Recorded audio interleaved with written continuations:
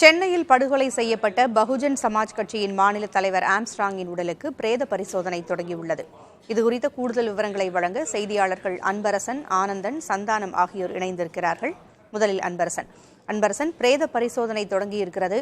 அங்கு மருத்துவமனையில் தொண்டர்கள் கூடியிருக்கிறார்கள். அங்கு என்ன நிலவரம்?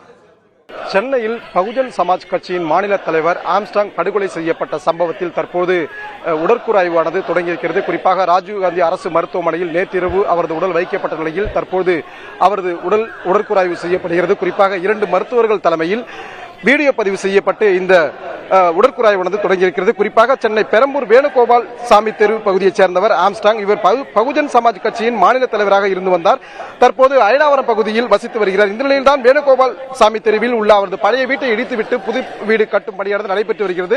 இந்த நிலையில் நேற்றிரவு சரியாக 7:30 மணி அளவுக்கு அங்கு சென்றபோது 3 இருசக்கர வாகனங்களில் வந்த 6 மர்ம நபர்கள் இவரை கொடூரமாக வெட்டி படுகொலை செய்தார்கள். இந்த சம்பவமானது சென்னை மட்டுமல்லாமல் தமிழகத்தையே மிகப்பெரிய ஒரு அதிர்ச்சிக்குள்ளாக்கியிருக்கிறது. குறிப்பாக உயிரிழந்த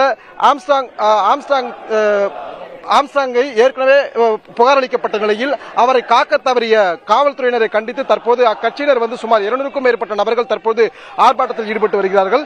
இந்த நிலையில் தான் நேற்று இரவே இந்த ஆம்ஸ்ட்ராங்கின் கொலை வழக்கில் 8 நபர்களை போலீசார் கைது செய்திருக்கிறார்கள். குறிப்பாக 10 தனிப்படைகள் அமைக்கப்பட்டு போலீசார் தீவிர விசாரணை நடத்தியதில் 8 நபர்கள் கைது செய்யப்பட்டார்கள். குறிப்பாக பொன்னை பாலா, ராமு, திருவேங்கடம், திருமலை, செல்வராஜ், மணிவண்ணன், சந்தோஷ், அருள் ஆகிய 8 நபர்கள் கைது செய்யப்பட்டிருக்கிறார்கள். குறிப்பாக இந்த பொன்னை பாலா என்பவர் கடந்த ஆண்டு 2023ஆம் ஆண்டு ஆகஸ்ட் மாதம் 18ஆம் தேதி பட்டினம்பாக்கத்தில் பிரபல சரித்திர பதிவேடு குற்றவாளி ஆற்காடு சுரேஷ் கொலை செய்யப்பட்ட ஆற்காடு சுரேஷின் உடன் பிறந்த தம்பி ஆவார். தற்போது நடந்த இந்த கொலை சம்பவமானது ஆற்காடு சுரேஷின் கொலைக்கு பழிக்கு பழியாக நடந்தது என போலீசாரின் விசாரணையில் தெரிய வந்திருக்கிறது. இதனையடுத்து கைது செய்யப்பட்ட 8 நபரிடமும் தீவிர விசாரணையில் சென்னை காவல்துறையினர் ஈடுபட்டு வருகிறார்கள். இந்த நிலையில் தான் தற்போது ராஜீவ்காந்தி அரசு மருத்துவமனை பிணவரையில் வைக்கப்பட்டிருக்கக்கூடிய பகுஜன் சமாஜ் கட்சியின் மாநில தலைவர் ஆம்ஸ்ட்ராங்கின் உடலுக்கு சற்று முன்பாக உடற்கூறாய்வானது தொடங்கப்பட்டிருக்கிறது. குறிப்பாக 2 மருத்துவர்கள் முன்னிலையில் வீடியோ பதிவு செய்யப்பட்டு இந்த உடற்கூறாய்வானது தொடர்ந்து நடைபெற்று வருகிறது.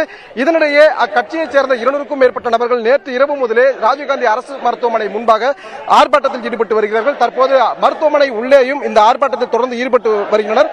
இதனால் ஒரு பதற்றமான சூழ்நிலை உருவாகி வருவதால் இங்கு 400க்கும் மேற்பட்ட போலீசார் பாதுகாப்பானது வழங்கப்பட்டிருக்கிறது. குறிப்பாக இங்கு ஆர்ப்பாட்டத்தில் ஈடுபட்டிருக்கக்கூடிய நபர்கள் தமிழக அரசை கண்டித்தும் அதேபோன்று நடவடிக்கை எடுக்க தவறிய காவல்துறையினரை கண்டித்தும் தற்போது இந்த ஆர்ப்பாட்டத்தில் ஈடுபட்டு வருகிறார்கள். அந்த காட்சியை தான் நாம் தற்போது நேரடியில் பார்த்துக் கொண்டிருக்கின்றோம். ஆம்ஸ்ட்ராங்கின் உடற்கூறாய்வு என்பது தொடங்கி நடந்து வருது. மருத்துவமனை வளாகத்தில் தற்போதைய கள நிலவரம் என்னவா இருக்கு அப்படின்னு குறிப்பிட்டீங்க. நீங்க இணைப்பிலேயே இருங்க அன்பரசன்.